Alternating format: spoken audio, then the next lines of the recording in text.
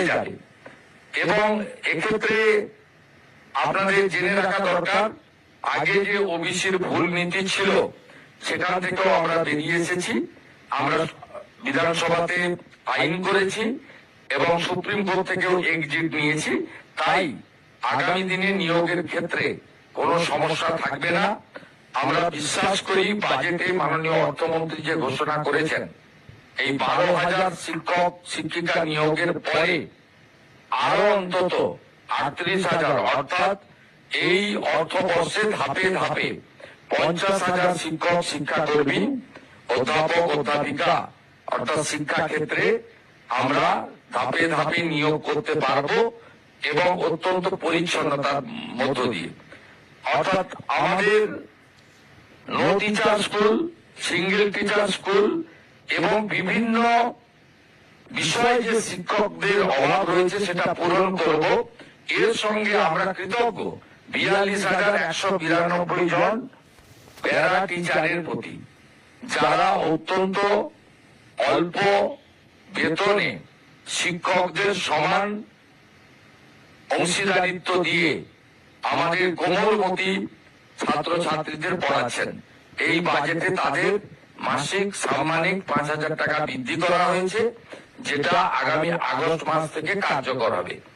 আমাদের বর্তমান স্থায়ী শিক্ষকদের ক্ষেত্রেও আমাদের 7th পে কমিশন তৈরি করা হয়েছে অবসরপ্রাপ্ত আইএএস নবীন প্রকাশের নেতৃত্বে, এবং তারা দ্রুত যতটা সম্ভব তারা পে কমিশনের রিপোর্ট দাখিল করবেন। এর সাথে কেন্দ্রীয় সরকারের সঙ্গে ডিএর যে তফাৎ ছিল 42%, আমরা 20% দিতে পেরেছি।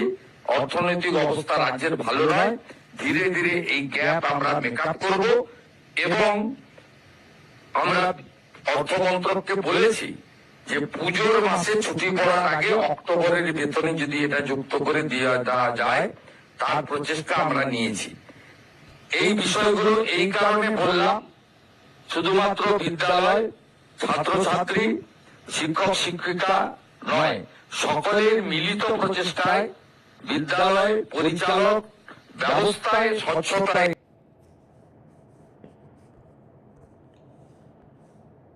আপনাদের অনেকেরই মনে হচ্ছে হয়তো এখনো দেখার মতো কোনো কাজ হচ্ছে না, বিশেষত নিয়োগের ক্ষেত্রে। কিন্তু আপনারা জেনে খুশি হবেন যে নিয়োগ প্রক্রিয়ার কাজ ইতিমধ্যেই শুরু হয়ে গেছে। হয়তো জয়েনিং হয়নি, তার জন্যই এরকম একটা আতঙ্কের পরিবেশ রয়ে গেছে। কিন্তু 31শে আগস্ট যে ডেডলাইন দেওয়া হয়েছে সে ব্যাপারে সরকার সম্পূর্ণ অবগত, এবং সেই সময়কে মনে রেখেই আমরা কাজ করে চলেছি। এবং সঠিকভাবে যাতে নিয়োগ সম্পূর্ণ হয় সেই ব্যাপারে আমার দপ্তর এবং একই সঙ্গে আমাদের সরকার সম্পূর্ণভাবে সচেষ্ট রয়েছেন।